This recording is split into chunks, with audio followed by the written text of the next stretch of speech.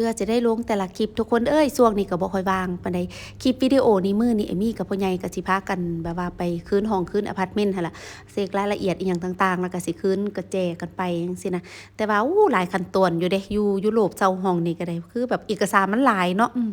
แล้วก่อนสิไปอะพาร์ตเมนต์มื้อนี้ก็เลยพากันไปเลาะหากินข้าวก่อนแต่ว่าบ่ได้กินดอกทุกคนเพราะว่าอยู่ต่างประเทศอยู่ยุโรปเนาะคันไปผิดเวลานี่บ่ได้กินเพราะว่าร้านอาหารอยู่นี่เพิ่นแบบว่าเปิดเป็นเวลาจังซี่นะคือจังเที่ยงนี่ก็ต้องมากินเที่ยงเนาะมื้อนี้ให้ข่อยมาก็ประมาณแบบว่าแบบบ่าย2บ่าย3โมงไปแล้วเพิ่นปิดครัวไปแล้วบ่ได้กินก็เลยพากันแบบว่าย่างเลาะไปเนาะจนว่าเมื่อยคนน่ะอากาศก็แฮ่งร้อนๆจ้ะแดดมันร้อนเนาะคิดว่าก็สิมีแบบว่าบางร้านเพิ่นเปิดจังซี่นะแต่สุดท้ายแล้วบ่ได้กินก็เลยพากันกลับมาอะพาร์ตเมนต์บัดนี้น่ะก็มาเช็กเบิ่งหันเบิ่งนี่เนาะมื้อเช้านี่ข่อยก็ให้พ่อใหญ่แบบว่ามาเก็บของแบบว่าเป็นรอบสุดท้ายแล้วแต่ว่าข่อยมาเปิดเบิ่งตู้เสื้อผ้าเพิ่นทุกคนเบิ่งแหมผัวข่อยน่ะลืมของใครแต่ว่าข่อยมาเปิดเบิ่งเดี๋ยวนี้น่ะเพราะว่ามื้อนี้ครั้งสุดท้ายแล้วเนาะแล้วก็โชคดีไปแล้ววันนี้ก็เลยข่อยไปไปห้างซุปเปอร์มาร์เก็ตบัดนี้น่ะข่อยก็หิวข้าวแฮงเนาะก็เลยแบบไปซื้อมาม่ามาต้มกินบัดนี้น่ะข่อยก็ทิ่มกระทะไว้อยู่นี่ก็อันนึงสินะก็บ่ได้เอาไปนำใครแน่กินไปก็พอมีแฮงเนาะ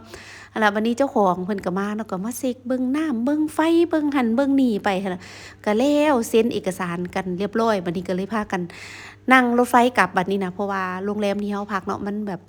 บ่อนจอดรถเฮาต้องได้เสียเงินจังซี่นะเพราะว่าเฮาแบบพักหลายคืนบัดนี้นะพ่อใหญ่ก็เลยแบบเอารถไปจอดไว้ในค่ายทหารจังซี่นะบัดสิใช้ก็เราก็จังนั่งรถไฟไปเอาเนาะแล้วก็เก็บของเก็บหยังเสร็จแล้วบัดนี้ก็เลยพากันแบบว่า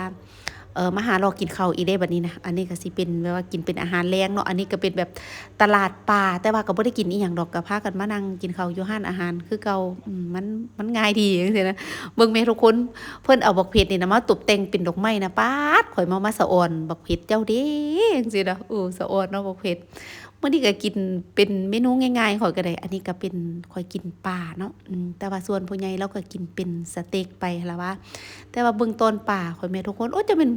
สิล่ะกินข้าวร้านอาหารนะคันหิวๆมานี่ข่อยเห็นซ้ำนี่ข่อยกินบ่อิ่มเด้เพราะว่าข่อยเป็นคนกินหลายเนาะแล้วก็บ่ค่อยสมราคาอีกข่อยเว้าซื่อๆซะอันจานที่ข่อยกินน่ะเกือบ30 ยูโรพุ่นเดะน่ะทุกคนแต่ว่าก็บ่เป็นหยังกินไป